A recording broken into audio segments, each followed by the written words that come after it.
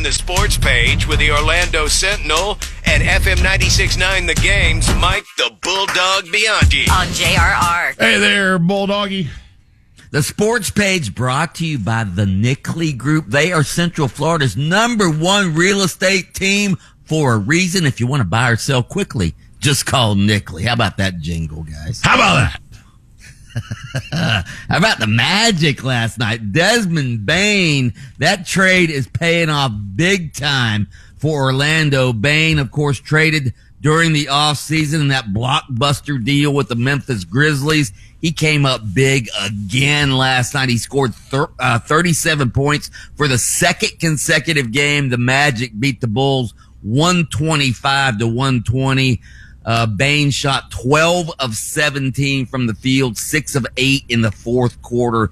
He scored 18 in the fourth quarter. Man. He's a great grab, dude. Great grab for us. 3 in a row for the Magic as they continue to inch their way up in the Eastern Conference.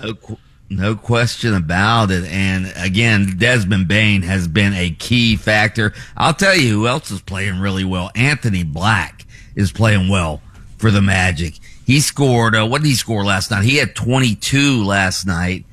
He's been playing lights out. The Franz, of course. Hey, the Franz. He scored 25 last night. So the Magic, and they're doing all of this without Paolo Banchero. When's he coming back, man? Yeah, somebody needs to get on that groin injury. I think the Magic are doing just fine without Paolo. Well, okay? yeah, make a good point. Yeah. They are, but just trade him. Dear Lord, don't pull a Houston or whatever.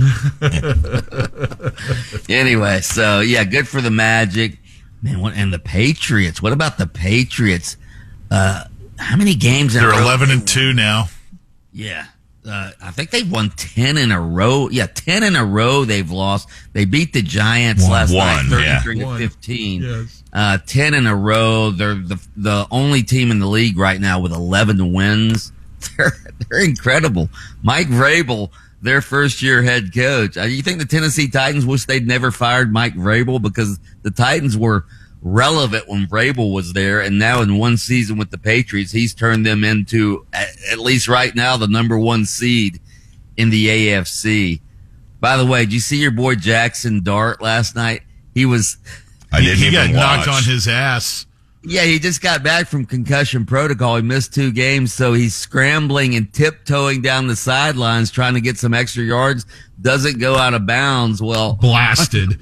One of the Patriots players just blasted him out of bounds. How about the linebacker, Christian Ellis from the Patriots? He goes, "What am I supposed to do?" Right. He's staying in bounds. That's his fault. Giants kicker? Foot right into the turf. Yeah. He didn't even come close to the announcer was like, "Does that count as a miss?" It's like he didn't even strike the ball. That's like golfing when somebody takes their real swing and they act like it was a practice swing because they missed. I do that all the time. Yeah, when I whiff. I figured. God, man. Bulldog out there doing those charity tournaments. That was practice swing. Right. Wow. Yeah. Gators introduced their new head coach, John Sumrall, yesterday. He won the press conference. I'll give him that. Hopefully he wins on the field. And somebody asked him about, being compared to Billy Napier. He goes, just because I'm a group of 5 coach doesn't mean we're the same person. All right. Spurrier and Urban were both there yesterday? Spurrier and Urban Meyer were there. And John Sumrall, again, if any Gator fans want to watch the press conference, it's on YouTube. He was really impressive yesterday. So hopefully he can win games to not only win the press conference, but win on the field. A lot of coaching. Lane Kiffin, by the way, had his introductory news conference at LSU yesterday. And, of course, he went into the whole Ole Miss situation and said he wants to make LSU the best program in college football. He's so admitted that. Dude, I tell you what, it's just one man's opinion. If your college football team is out of the mix this year, root for Ole Miss at this point. Oh, yeah. Just root for Ole Miss at this point, and those guys who are there getting the job done for the rest of however long this run goes. And not only lost Lane, the other coaches, too. Right. Yeah. Yeah, I still don't know why he would leave. If I were given an ultimatum, I would have stayed with the team. I mean, the guy can be a legend at Ole Miss. Yeah. He can be a legend. Yeah. If he wins the national title, if he would have won the national title at Ole Miss, he's like a legend in that state God forever. Status, yes. Yeah. So he just loves the drama. Yeah. Other coaching news, Michigan State hires former Northwestern coach Pat Fitzgerald, who was fired during that hazing scandal a couple of years ago. He sued and was cleared of that hazing scandal, so he's the new coach at Michigan State. Kentucky hires Oregon offensive coordinator Will Stein as their next head coach to replace Mark Stoops. Let's see, Penn State, you see here, they're looking at BYU's coach, Kalani Sitake, as perhaps their new head coach. I don't know if I'd leave BYU, quite frankly. Yeah. BYU's in the Big 12. They have one of the biggest recruiting budgets in the Big 12. It might be much easier to maintain a program at BYU than it is at Penn State. So, do you see what your Miami athletic director did yesterday? What'd he do? Lynch. What'd he do? He wrote an open letter to the college football playoff. It doesn't matter what he says. Saying we deserve to be in. Use your eyes. The eye test is what matters. Well, my eye test, and I'm a Canes fan, says don't lose to SMU and Louisville.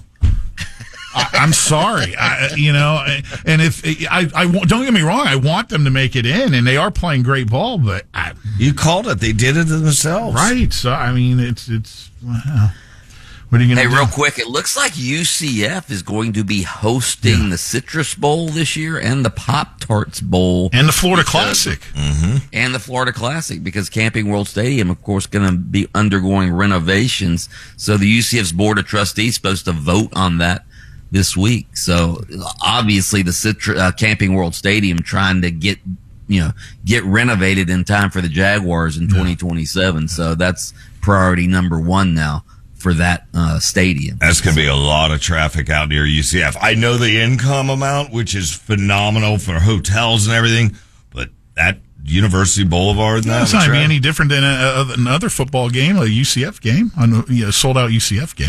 So. Bulldog should point out before, because I know you're not going to say, and certainly Bob's not going to say, Lightning going for their 8th win in a row tonight. Whoa. Yeah.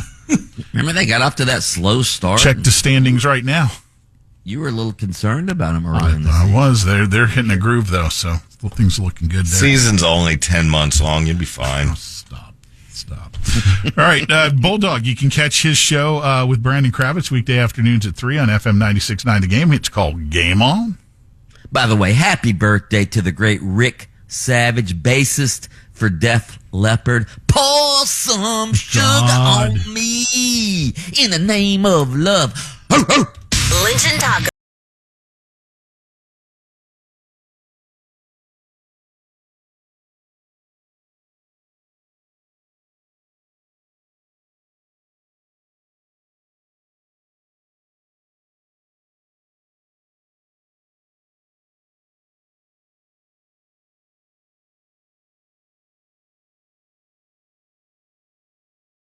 On demand, download the iHeartRadio app.